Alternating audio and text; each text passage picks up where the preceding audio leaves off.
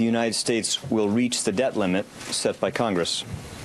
And because Congress has not yet acted to raise the limit, we have now set in motion a series of extraordinary measures that will give Congress some additional time to raise the debt limit.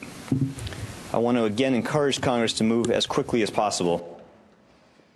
All right, welcome back to the Kudlow Report. I'm Larry Kudlow. At the top of this half hour, it's Free Market Friday on the Kudlow Report. That, of course, was Treasury Secretary Tim Geithner speaking today at a Washington press briefing, urging Congress to swiftly raise the $14.3 trillion debt ceiling, which, by the way, will actually hit Monday.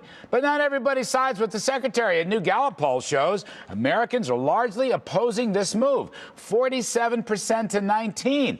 Independents, by the way, oppose it 46 to 15%. They don't want any debt ceiling increase, and so do Tea Party Republicans in Congress oppose raising the debt ceiling. So this is a mighty fine story. Is a U.S. government default in the cards? Well, let's talk. We have Mark Walsh, Genius Rocket CEO and co-host of KXM Sirius radio show Genius Rocket. Oh, my God. Yeah, Left Jabs. CNBC contributor Jimmy Pethokoukis from Reuters Breaking Views, Money and Politics, and Deroy Murdock, Scripps Howard News Service syndicated column. Deroy Murdock, I want you. I think you're aligned with the Tea Party on this. This new Gallup poll says most Americans do not want to even raise the debt ceiling at all. Other people say we can't afford to default on our debt. What's your thinking? I think we should not raise the debt limit. I think all of us have credit cards, and from time to time, our credit card companies will say, would you like to raise your debt limit? And some people go along with it, and after a while, you decide, well, I think it's high enough. You don't raise it. That doesn't mean you default. It doesn't mean you don't make your next payment or you lose your house or your car, whatever. It means you leave the debt limit where it is, and you start reducing your spending and paying off your debt. We desperately need to do that. We've had the pedal to the metal in this society now for years and years, and particularly the last 3 or 4, and I think we need to leave the debt limit where it is and start paying these bills off. You already see Medicare and Social Security in huge trouble. All of these time bombs are going off one after another. They soon will, and I think we got to get debt bombs going off everywhere. Get them under control. Mark Walsh, nobody believes Mr. Geithner on May 16th on Monday. Nothing's going to happen. The U.S. bond market is quiescent. The issue is August 2nd, and it looks like there's a revolt brewing, at least in the House, against any debt ceiling hike at all. What's your take? Well, thanks for using quiescent. That's a great tee-up for what's going on. Look, I think we're on the verge of being a deadbeat nation, and whether you believe August X or May 17th. Clearly, August is the date, but this is a legislatively mandated budget that we agreed upon. You can't change the rules of the game later, and the debt ceiling, not allowing debt ceiling to expire or to grow, is changing the rules of the game. Jeff Immelt and Paul Otellini and Sam Palmisano are not going to want their corporations to be part of a deadbeat nation, and the global security and the global confidence in our economy will suffer, I would argue, irreparable harm. But Jimmy P., a deadbeat nation, to use Mark's phrase, isn't it because we keep raising the debt ceiling and never change spending habits? I mean, we are deadbeats, and we know that. We are bankrupt. We know that. The question is, what are we going to do about it? The Treasury Secretary wants me to be terrified. He wants me to be scared that we won't raise his debt ceiling. What I'm terrified about is the $10 trillion in additional debt that his boss wants this country to run up over the 10 years. Why is he interested in that? That's what's really going to cause markets eventually to revolt and freak out. Listen, I don't think it's August 2nd. The Treasury, they have plenty of things they can do. They can begin cutting government. They can have layoffs. We can have a government shutdown. They could sell assets. They could sell bonds. That's all How long could they keep us going? I think he can go considerably longer than that. He can start borrowing shorter maturities, all kinds of things. I want to hear the Treasury Secretary be as try to frighten us and doing something about this long-term debt problem, which we're doing nothing about. There's a terrific idea that Senator Pat Toomey's introduced, the freshman senator from Pennsylvania. He calls it the Full Faith and Credit Act. It simply says that when the money comes in the Treasury, the first people to get paid before anybody gets either food stamps or research money, whatever, is the bondholders. And if you do that, by definition, you won't have a default because they'll get paid off first. It's not just the Chinese who are bondholders. There's plenty of Americans and seniors who own Treasury bonds. And if they get paid off first, there's no defaults. The idea that if we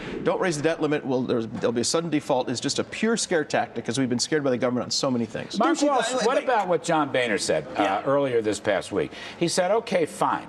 raise the debt ceiling. But every dollar that you would raise the debt ceiling has to be accompanied by a spending cut dollar. So if you want to raise the debt ceiling by $2 trillion, then the Republicans want to see $2 trillion in spending cuts over the next couple of years. Now that, and by the way, some spending caps as well. Now, what about that? Spending cuts is something everybody agrees upon, but I think to map dollar... you? I do agree in spending Really? cuts. Yes, you think I'm one of these crazy lib guys who wants to fund everything on fake money. I'm not. Well, you're on this left, right, and center thing. I'm right in... What do you want to cut besides the fence? Anything? I want to cut a lot of things besides... Let's stipulate. You want to cut the fence. Remember, but I would argue it's a revenue issue as much as it is a spending issue. So you want to raise taxes? I do want to raise taxes. The Republicans will not agree to a tax hike. And the Gallup poll, look, the country is in revolt. They get it. Now, wait a minute. The Gallup poll, Larry, remember, remember, about 37% of that poll says they don't have enough information to decide whether we should raise the debt. But I think they know from so we can say 49 and 19, 47 and 19. A bunch of America doesn't know enough. People know something is seriously wrong. They know something that Tim Geithner does not know. That something's gone seriously wrong in this country. I didn't say we're it going to have hadn't. another $10 trillion in debt without blinking an eye. People know from their own personal lives when they get into debt, you don't say, let's get in more debt. You either cut your credit cards in half or you do something to try to get it under control. And corporations know when they set a budget, they're going to follow that budget. You can't change a legislatively agreed upon dollar figure by this Congress in the middle of the game for political reasons. Yeah, but Jimmy, here's the deal. Boehner has a solid plan. Every dollar of debt ceiling increase, he wants a dollar of spending cut. He'll never get it.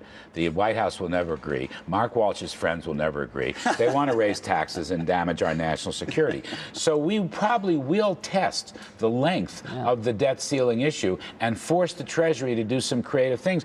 What about if we just don't spend in certain accounts? Just don't spend. Is that possible? I mean, besides legislating it, what if you just can't spend because you can't borrow to cover it?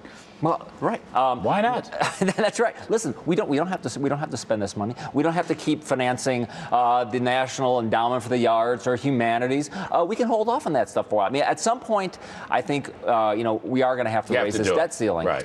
But what are we going to get for it? Are we going to get phony cuts? You're saying at no point. That's the Rand Paul philosophy. At no point do we have to raise the debt ceiling. I don't think we certainly don't have to do it now. There may be a point when 10 years from now, the entitlements are even bigger. If we don't do something, we may have to. But we certainly, I think, have to have at least a couple of periods where we... Do you want America to be Greece, Deroy? I don't want America to be Greece. I want to remain the United States of America. Greece can't finance its own debt. That's right. But you're saying we can't either. We can't either. I mean, this country is broke, and we continue to pretend that we're not, and that is going to get us into even more trouble than we're in now. This issue is going to kill President Obama. It's going to kill him. I completely disagree. The mass population does not want more spending and more borrowing, Mark.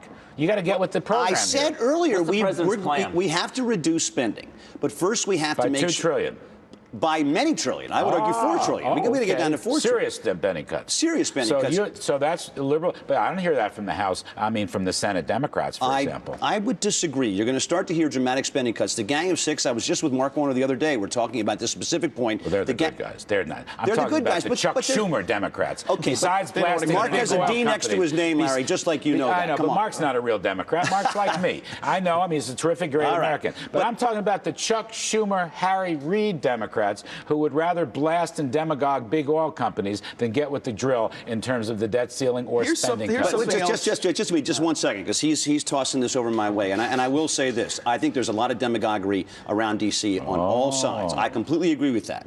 Second, I think that there is a potential impact from the global community about us behaving this way that the John Boehners of the world and bluntly some of the others are not that cognizant of. I am very scared, and you ask any CEO and any analyst, I am very scared of what the world thinks we're doing. We're playing games over here. Look, you're right. You're right. We have an. I'm sorry. The president just came out with a budget plan. I'm going to use the air quotes every time I say plan. That did absolutely nothing. There's a bunch of bullshit. You don't think the international financial markets are worried that the president of the United States, despite $10 trillion of debt coming up, has absolutely no plan to deal with it? S&P wasn't fooled. S&P wasn't fooled when they downgraded our outlook. We also have I'll give you the last word. Sure. In the United States, we have a lot of commitments on the part of Congress to spend money, and then the money doesn't get spent. The issue goes away. There are about $700 billion or so sitting in accounts in Washington, D.C. for money that's been allocated for things, never been sent. Let's take all of that, put that in a pile. That will reduce the debt dramatically. Let's start there.